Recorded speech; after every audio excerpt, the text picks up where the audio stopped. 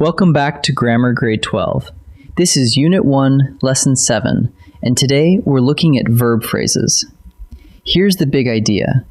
A verb doesn't always show up as a single word. Very often, it travels with a small crew of helpers. Once you can spot the whole group, the main verb plus every helper, you can find the true action of any sentence, even a tricky one.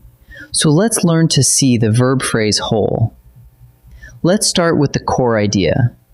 A verb phrase is a main verb together with all of its helping verbs, the little words that assist it. Take this sentence. She has been studying all night. The subject is she. Then come the helpers, has and been. And the real action, the main verb, is studying. Watch how those three verbs, has been studying, group together into a single unit. That whole group is the verb phrase. Notice the pattern right away. The last word is the main verb, and everything in front of it is a helper. So who are these helpers? Most of them come from just three families. First, the forms of be: am, is, are, was, were, being, and been. Second, the forms of have: has, have, had, and having. And third, the forms of do: does, and did. You already use every one of these 100 times a day. When one of them sits in front of another verb, it's doing the quiet work of helping. So keep these three in mind. Be, have, and do are the everyday helping verbs. There's one more group of helpers, and they're special. We call them modals. A modal adds a shade of meaning to the main verb: ability, possibility, permission, or obligation. Here's the full list, worth memorizing. Can, could, will, would, shall, should, and may, might, and must. Listen to one at work. You must finish the essay tonight. Must sets the tone. It makes the action feel required, while finish carries the real action. And here's a handy fact. Modals never change their form, and a modal is always a helper, never the main verb on its own. Here's a rule that never fails, and it makes finding verb phrases easy. No matter how many helpers stack up, the main verb always comes last. Watch it grow. Start with just sings. Add a helper and you get is singing. Add to and you get has been singing. Pile on even more and the front keeps getting longer, but singing, the real action, never moves from the end. So when you hunt for the main verb, look to the back of the phrase. The helpers stack in front, and the action waits at the end. Now for the part that trips people up. Words can jump right into the middle of a verb phrase and split it apart. Look here. She has never missed a class.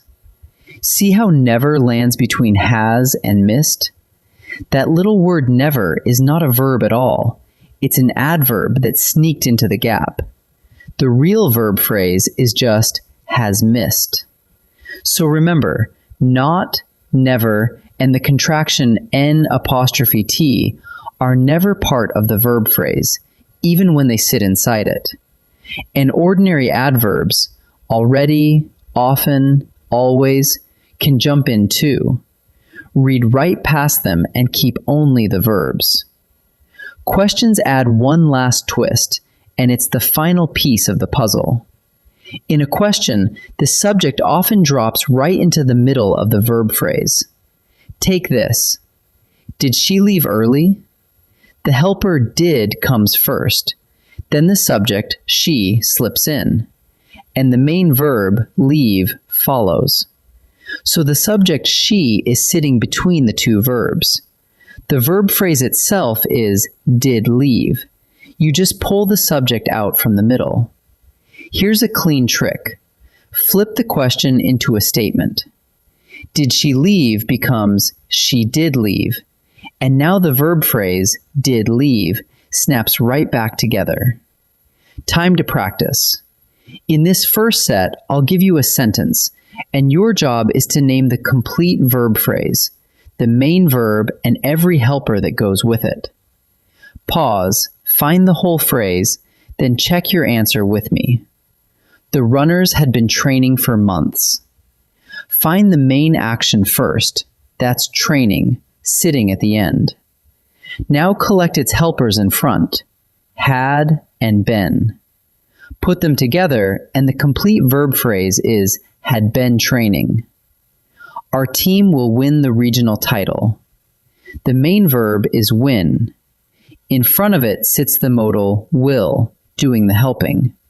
So the complete verb phrase is will win. Just the two verbs, nothing else.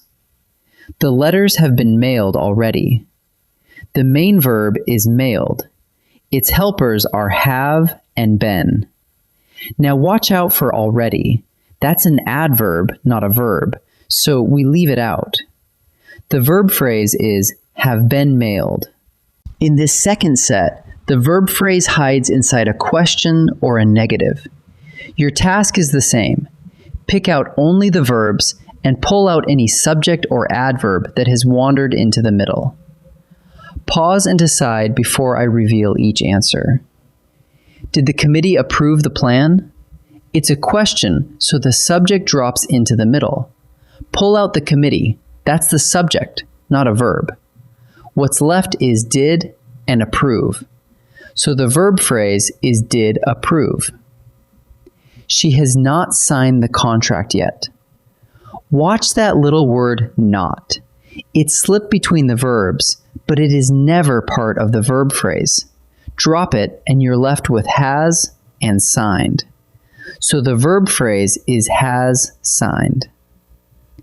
Would you have called me? Here, the subject you sits right in the middle of the verbs. Lift it out and three verbs remain, would, have, and called. So the complete verb phrase is would have called. Let's pull it all together. First, a verb phrase is a single main verb plus all of its helping verbs, and the main verb always comes last, at the very end of the group. Second, the helpers come from three families, be, have, and do, plus the modals, can, could, will, would, shall, should, may, might, and must. And third, watch the gaps. Words like not, never, the contraction N''T, everyday adverbs, and the subject in a question can all break into a verb phrase. So read right past them and keep only the verbs. Nail those three and no verb phrase can hide from you.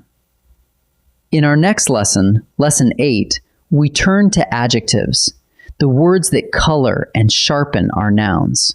I'll see you there.